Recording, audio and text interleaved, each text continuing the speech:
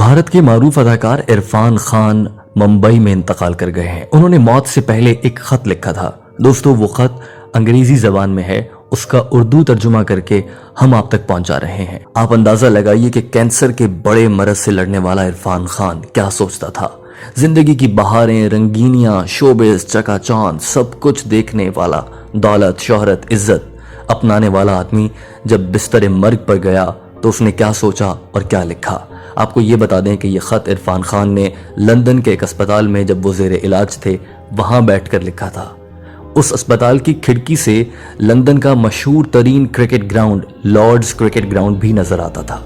عرفان خان نے اپنے اس خط میں کیا لکھا تھا، آئیے ہم آپ کو بتاتے ہیں۔ کبھی ایسا بھی ہوتا ہے کہ تمہاری آنکھ اس جھٹکے سے کھلتی ہے جو زندگی تمہیں جگانے کے لیے دیتی ہے۔ تم ہڑبڑا کر اٹھ جاتے ہو۔ پچھلے 15 دنوں سے میری زندگی ایک سسپینس والی کہانی بنی ہوئی ہے۔ مجھے اندازہ نہیں تھا کہ انوکھی کہانیوں کا پیچھا کرتے کرتے میں خود ایک انوکھی بیماری کے پنجوں میں پھنس جاؤں گا۔ ابھی تھوڑے دنوں پہلے ہی مجھے اپنے نیورو اینڈوکرائن کینسر کے بارے میں پتہ چلا ہے۔ مجھے یہ بھی معلوم ہوا ہے کہ یہ ایک ایسی بیماری ہے جس کے مریض پوری دنیا میں بہت ہی کم ہیں، نہ ہونے کے برابر۔ مریض نہیں ہے تو اس پہ تحقیق بھی ویسے ہی نہیں ہوئی جیسے ہونی چاہیے تھی۔ نتیجہ کیا ہوگا؟ ڈاکٹرز کے پاس دوسری بیماریوں کی نسبت اس کے بارے میں کم معلومات ہیں۔ علاج کامیاب ہوگا یا نہیں یہ بھی سب ہوا میں ہے، اور میں بس دواؤں اور تجربوں کے کھیل کا ایک حصہ ہوں۔ یہ میرا کھیل نہیں تھا بھائی، میں تو ایک فل سپیڈ والی بلیٹ ٹرین میں سوار تھا۔ میرے تو خواب تھے، کچھ کام تھے جو کرنا تھے، کچھ خواہشیں تھیں، کچھ ٹارگٹ تھے، کچھ تمنائیں تھیں، آرزویں تھیں، اور میں بالکل ان کے درمیان میں لٹکا ہوا تھا۔ اب کیا ہوتا ہے کہ اچانک پیچھے سے کوئی آ کر میرا کندھا تھپ تھپاتا ہے۔ میں جو مڑ کر دیکھتا ہوں تو یہ ٹکٹ چیکر ہے۔ تمہارا سٹاپ آنے والا ہے بابو، چلو اب نیچے اترو۔ میں ایک دم پریشان ہو جاتا ہوں۔ نہیں بھائی میاں، میری منزل ابھی دور ہے یار۔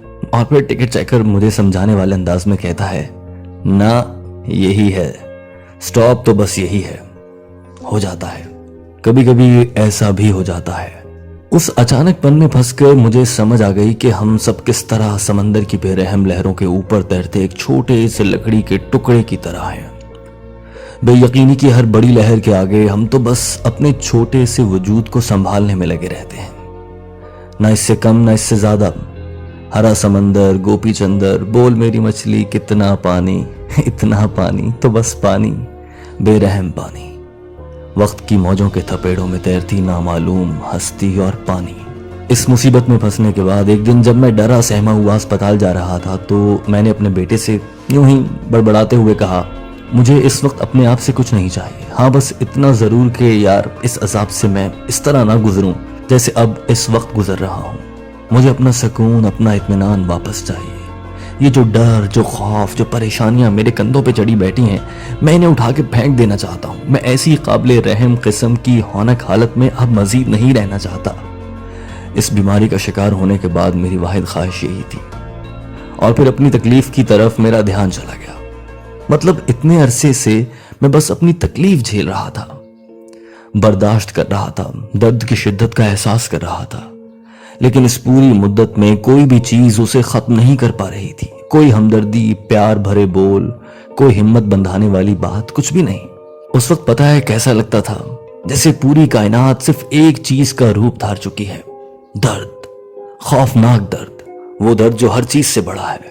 ہر چیز سے مایوس ہو کر تھکا ہارا بے حال جب میں اسپتال کے اندر داخل ہو رہا تھا تو سامنے کی طرف میری نظر پڑی۔ یہ لندن کا ایک اسپتال تھا، سامنے لارڈز کرکٹ گراؤنڈ تھا، وہ لارڈز جسے دیکھنا میرے بچپن کی سب سے بڑی حسرت تھا۔ اور اب اس تکلیف کے دوران وہاں لگا کہ ویون رچرڈ کا ایک بڑا سا ہنستا ہوا پوسٹر بھی مجھے اپنی طرف کھینچ نہیں سکا۔ دنیا تو جیسے اب میرے کام ہی کی نہیں رہی۔ خیر، اس اسپتال میں ایک کوما وارڈ بھی تھا، وہ سارے مریض جو لمبے عرصے کے لیے ہوش اور بے ہوشی بلکہ زندگی اور موت کے درمیان لٹکے ہوئے تھے، وہ ادھر رکھے جاتے تھے۔ اوپر، بالکل میرے وارڈ کے اوپر والے کمرے میں ایک دن میں اپنے کمرے کی بالکنی میں کھڑا تھا تو جیسے ایک دھماکہ ہوا۔ گیم آف لائف اور گیم آف ڈیتھ کے بیچ میں ہے کیا؟ ایک سڑک۔ کرکٹ کو گیم آف لائف بھی کہتے ہیں۔ ایک طرف ایک اسپتال ہے اور اس کے بالکل سامنے دوسری طرف ایک سٹیڈیم، اور دونوں میں کھیلے جانے والے کھیل کی ایک چیز کامن ہے، بے یقینی. نہ لارڈ اسٹیڈیم میں پتا ہے کہ اگلی گیند پہ کیا ہوگا، نہ اسپتال میں اگلی سانس کا پتا ہے. کامل بے یقینی. یہ فیلنگ جیسے میرے اندر اتر گئی. اب مجھے کائنات کی وسعت، اس کی طاقت اور اس کے نظام سب کچھ کہیں نہ کہیں سمجھ آنا شروع ہو گئے تھے. آخر میرا اسپتال ایک کھیل کے میدان کے سامنے کیوں تھا، اور صرف میں نے ہی اس بات کو اتنی شدت سے کیوں محسوس کیا؟ یہ سب مجھے آپس میں جڑا ہوا لگنے لگا. تو سمجھو کہ بس جو چیز یقینی ہے وہ بے یقینی ہے. یعنی بے یقینی کے علاوہ اس پوری کائنات میں کچھ بھی ایسا نہیں جسے یقینی کہا جا سکے. اب جب سبھی بے یقینی کے بھاؤ میں ہیں تو میں کیا اور میری بے یقینی کیا؟ مجھے تو بس اپنی باقی رہ جانے والی طاقت کو سنبھالنا ہے اور اپنے حصے کا کھیل اچھے سے کھیلنا ہے. That's it. تو بس اس ایک لمحے کے بعد مجھے سمجھ آ گئی. میں جان گیا کہ نتیجہ جو بھی نکلے مجھے اس حقیقت کو ماننا ہوگا. ادھر سب کچھ ایسا ہی ہے. چاہے میرے پاس 8 مہینے بچے ہیں، چاہے 2 ماہ، یا بے شک 2 اور سال، یا بے شک 2 مزید سال، سب کچھ ایک طوفانی لہر میں ہے. اس کے بعد تمام خدشے، تمام ڈر، تمام خوف، پریشانیاں، سب کچھ دھندلے ہوتے گئے اور میرا دماغ ان سب سے خالی ہو گیا. ساری عمر میں پہلی بار تب مجھے اندازہ ہوا کہ آزادی کا کوئی مطلب واقعی میں ہے. ایسا لگتا تھا جیسے مجھے کوئی بڑی کامیابی ملی ہے، جیسے زندگی کا جادو بھرا ذائقہ مجھے پہلی بار چکھنے کو ملا ہے. اور یہ سب میرے جسم کی ایک ایک پور میں اتر چکا تھا. اس پوری بیماری کے دوران لوگ میرے لیے دعائیں کرتے رہے. لوگ جنہیں میں جانتا ہوں، لوگ جنہیں میں نہیں بھی جانتا، وہ سب مختلف جگہوں پر مختلف اوقات میں میرے لیے دعائیں کرتے رہے. اور مجھے لگا کہ ان سب کی دعائیں مل کے ایک ہو گئیں. ایک بڑی سی طاقت جسے ایک لہر کی بڑی سی موج کی طاقت ہوتی ہے، وہ بس ریڑھ کی ہڈی سے میرے اندر تک اتر گئی اور میری کھوپڑی کے اندر اس نے اپنی جڑیں بنا لی ہیں. اب وہ ادھر اگتی رہتی ہے. کبھی ایک چھوٹا سا امید کا پودا، کبھی ایک پتا، کبھی ایک نرم سا تنا. میں اسے دیکھتا ہوں اور خوش ہوتا رہتا ہوں. اتنی ساری دعاؤں کے نتیجے میں اس پہ جو بھی پھول اگتا ہے، جو بھی نئی ٹہنی نکلتی ہے، جو بھی پتا آتا ہے، وہ مجھے صرف خوشگوار سی حیرت اور خوشیاں دیتا ہے. تو وہ جو لکڑی کا ننھا سا ٹکڑا ہے نا، اسے کیا ضرورت ہے کہ وہ پانی کے بہاؤ کا رخ بدلنے کی کوشش کرے؟ اسے یہ بات سمجھ لینی چاہیے کہ ہم سب قدرت کی گود میں بیٹھے ہیں جو ہمیں ہلکے پھلکے جھولے دے رہی ہے. نہ اس سے زیادہ، نہ اس سے کچھ بھی کم. That's it. خطرناک کینسر کی تکلیف دہ گود میں بیٹھ کر عرفان خان نے یہ سب کچھ لکھا. خدا عرفان خان کی مغفرت فرمائے. دوستو، عرفان خان کی جانب سے لکھے گئے اس خط کا ترجمہ آپ نے سنا.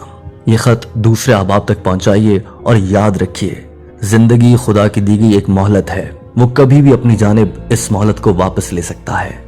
ہم انسان بے بس ہیں اور ہم انسان کوشش میں لگے رہتے ہیں کہ زیادہ سے زیادہ وقت گزار لیں، مال اکٹھا کر لیں، دولت بنا لیں، لیکن سب ٹھاٹھ پڑا رہ جائے گا جب لاد چلے گا بنجارا. عرفان خان دنیا میں نہیں رہے. ریسٹ ان پیس عرفان خان. آئیں سب مل کر دعا کریں، اللہ تعالیٰ اس مسلمان اداکار کو جنت میں اعلیٰ مقام عطا فرمائے اور ہم سب کے گناہوں کو بھی معاف فرمائے.